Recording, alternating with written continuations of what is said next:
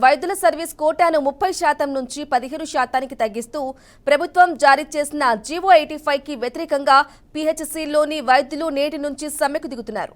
తొలి రోజు నల్ల బ్యాడ్జీలు ధరిస్తామని, 11, 12న వైద్య సేవలకు అంతరాయం లేకుండా నిరసన కొనసాగిస్తామని ఆ సంఘం ప్రతినిధులు తెలిపారు. 13 నాటికి అత్యవసర వైద్య సేవలు మినహా అన్నింటికీ నిలిపివేస్తామన్నారు. 15న చెలో విజయవాడ, 16 నుంచి నిరవధిక నిరాహార దీక్షలు చేస్తామన్నారు.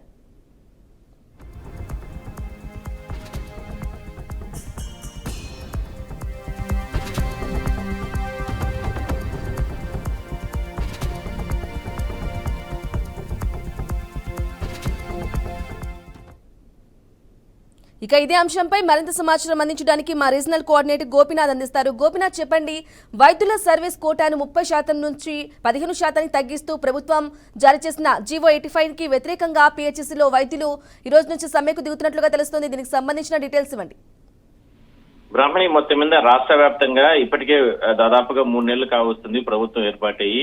ఇప్పటికే ఎన్నో రకాలైన కార్యక్రమాలు తీసుకొస్తున్న సమయంలో వైద్యులు వాళ్ళకి సంబంధించి సమస్యల పరంగా గతంలో ఎన్నికల సందర్భంగా కూడా ఇప్పుడున్నటువంటి ముఖ్యమంత్రి, అప్పుడు ప్రతిపక్ష నేత చంద్రబాబుగా ఉన్న సమయం ఆయన కూడా కొన్ని వాగ్దానాలు అయితే చేయడం జరిగింది. అయితే పిహెచ్సిలో ఉన్నటువంటి వైద్య సిబ్బంది కావచ్చు, మిగిలిన వాళ్ళకి అందరికీ కూడా వాళ్ళకి సంబంధించి ఏదైతే ఉందో సర్వీస్ కోటాని అట్లే ఆ రకంగానే కొనసాగిస్తాము, ఇంకా అవసరం వస్తే పెంచుతామంటూ కూడా గతంలో చెప్పినటువంటి ప్రభుత్వం అధికారులకు వచ్చిన తర్వాత ఉన్నటువంటి సర్వీస్ కోటాని 30% నుంచి 15% కుదించడంపై, అదే కాకుండా జీవో నెంబర్ 85ను తీసుకురావడంతో ఒక్కసారిగా అవాకైనటువంటి కలసి చెందినటువంటి వైద్యులందరూ కూడా ఇవాళ నుంచి కూడా సమ్మె పాట పట్టబోతున్నారు. అయితే ఇవాళ 11 అంటే ఇవాళ నల్ల బ్యాడ్జీలతో వాళ్ళు విధులకు హాజరవుతారు.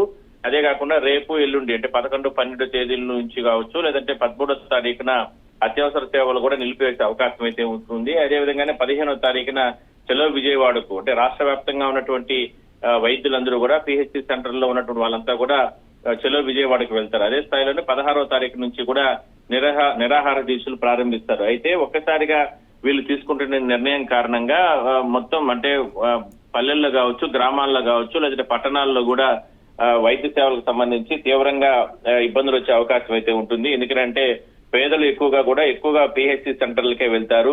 అదే స్థాయిలోనే గవర్నమెంట్ కి సంబంధించిన ప్రభుత్వ వైద్య సేవల కోసం ఉదయం నుంచి కూడా ఇబ్బందులు పడుతూ ఉంటారు. అలాంటి సమయంలో ఒక్కసారిగా రోగులకు ఉన్నటువంటి ఇబ్బందుల దృష్ట్యా ఒక్కసారిగా ఈ వైద్యులందరూ కూడా సమ్మె బాట పడుతున్న నేపథ్యంలో అలక్టైనటువంటి ఏదైతే వైద్య శాఖ అధికారులు కూడా వాళ్ళతో చర్చలు జరిపేందుకు అంటే ఏర్పాటు చేసుకుంటున్నారు జిల్లాల వారీగా. అందువల్లనే ఇవాళ రేపట్లో కూడా జిల్లాలకు సంబంధించిన కలెక్టర్లు, వైద్య సేవలకు సంబంధించినటువంటి డాక్టర్లతో ఏదైతే ఈ యూనియన్లు ఎవరైతే ఉంటారో వాళ్ళతో కూడా సమీక్ష నిర్వహించుకునేందుకు కూడా వాళ్ళతో చర్చలు జరిపే రకంగా కూడా చర్యలు తీసుకునే అవకాశం అయితే ఉంది. అయితే ఇందులో వాళ్ళు చేస్తున్న డిమాండ్ ఒకటే, ఉన్నటువంటిది అంటే పెంచకపోగా ఉన్నటువంటి ఏదైతే ఉన్న సర్వీస్ కోటాని దాదాపుగా 30% నుంచి ఒక్కసారిగా 15% తగ్గించడం వల్ల వాళ్ళకు ఉన్నటువంటి బెనిఫిట్స్ అన్ని కూడా పోతాయి. అది కాకుండా అంటే పల్లెల్లో కావచ్చు, గ్రామాల్లో, పట్టణాల్లో వైద్య సేవలు ఇవాళ చాలా కాస్ట్లీ అయిపోయిన తరంలో మేమంతా కూడా ఉచితంగా సేవ చేస్తూ పేదలకి ఆరోగ్యపరంగా వాళ్ళకి ఎన్నో రకాల సేవలు చేస్తున్నాం కాబట్టి హాస్పిటల్స్ లో తమ పైన ప్రభుత్వం ఇంకా దయ చూపాల్సింది పోయి ఇన్ని రకాలుగా కర్కశంగా ఉన్నటువంటి సర్వీస్ ను కూడా తగ్గించడం, లేదంటే దానికి సంబంధించినటువంటి బెనిఫిట్స్ అన్ని కూడా రాకుండా పోయే రకంగా చర్యలు తీసుకోవడం కరెక్ట్ కాదంటూ కూడా వాళ్ళు ఆవేదన వ్యక్తం చేస్తున్నారు. అంటే ఎక్కువగా ఎందుకంటే వైద్య సేవలకు సంబంధించి ఎన్నో రకాల సేవలు ఉంటాయి కాబట్టి ఇందులో పిహెచ్సి సెంటర్ లో ఉన్నటువంటి వైద్య సేవలు చాలా క్రియాశీలకంగా అంటే ఉంటారు. పల్లెల్లో ప్రధానంగా గ్రామాల్లో, పట్టణాల్లో, పలు ప్రాంతాల్లో పేదలకు అందరికీ కూడా వీళ్ళు వైద్య సేవలు అందిస్తూ ఉంటారు.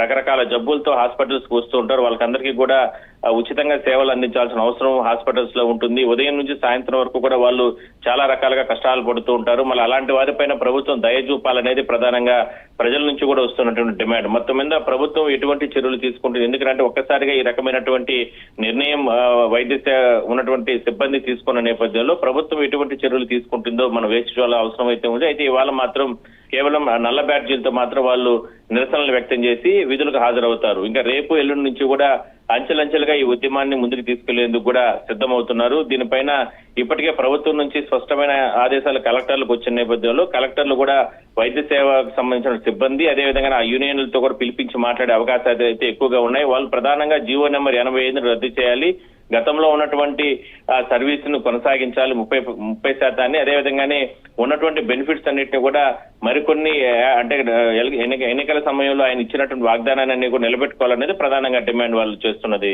బ్రాహ్మణి. గోపినాథ్, అలాగే చెప్పండి, ఎంతమంది వైద్యులు ఈ సమ్మెలో పాల్గొంటున్నారు? అలాగే వైద్యుల సమ్మెకు సంబంధించి ప్రభుత్వం వైద్యులతో చర్చలు జరిపే అవకాశం ఉందంటారా?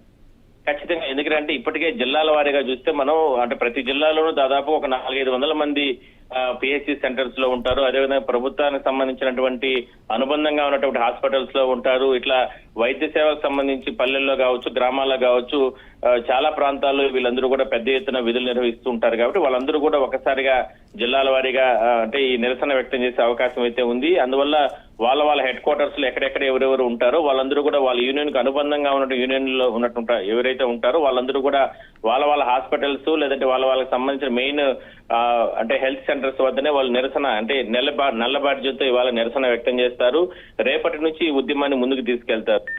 ఇందులో యూనియన్లతో ఇప్పటికే కూడా కలెక్టర్లు అంటే పిలిపించడం జరిగింది. ఇది కరెక్ట్ కాదు. ఎందుకంటే ఇప్పటికే వరదల కారణంగా రాష్ట్ర ప్రభుత్వం కూడా పూర్తి స్థాయిలో విజయవాడలో నిమగ్నమైంది. అధికార యంత్రాంగం అంతా నిమగ్నమైంది. అదే స్థాయిలో జిల్లాల వారీగా ఉన్నటువంటి అదనపు సిబ్బంది, అదనపు అధికారులు కూడా ఈ వరదల్లో పూర్తి స్థాయిలో కూడా అక్కడ ప్రజలకు సహాయ సహకారాలు అందిస్తున్నారు. కాబట్టి ఇలాంటి సమయంలో మీరందరూ కూడా సమయం పాటించాలి. ఎందుకంటే ఖచ్చితంగా మీ న్యాయమైన డిమాండ్లు ప్రభుత్వం దృష్టికి తీసుకెళ్తాం. ఖచ్చితంగా వాటిని పరిష్కారం చేసే దిశగా ప్రభుత్వం కూడా చొరవ చూపుతుంది. కానీ ఈ 85 జీవో నెంబర్ ఏదైతే ఉందో అది అడ్మినిస్ట్రేషన్ లో భాగంగా తీసుకొచ్చారు. కాబట్టి ఖచ్చితంగా దానిపైన మీకు ఏదైనా అభ్యంతరాలు ఉంటే ప్రభుత్వానికి తెలపాల్సిన అవసరం ఉంటూ కూడా కలెక్టర్లు కూడా అంటే యూనియన్ కి సంబంధించిన నేతలు కూడా చెప్తున్నారు. మొత్తం మీద ఇవాళ నల్ల బ్యాడ్జీలతో వీళ్ళందరూ నిరసన వ్యక్తం చేస్తారు. కాబట్టి రేపు ఎల్లుండి నుంచి కూడా అంచెలంచెలుగా ఈ ఉద్యమాన్ని తీసుకెళ్తారు. ఈ స్థాయిలోనే ఇదే సమయంలోనే కలెక్టర్లు కూడా ఆ యూనియన్లకు సంబంధించిన నాయకులతో కూడా చర్చలు జరుపుతున్నారు.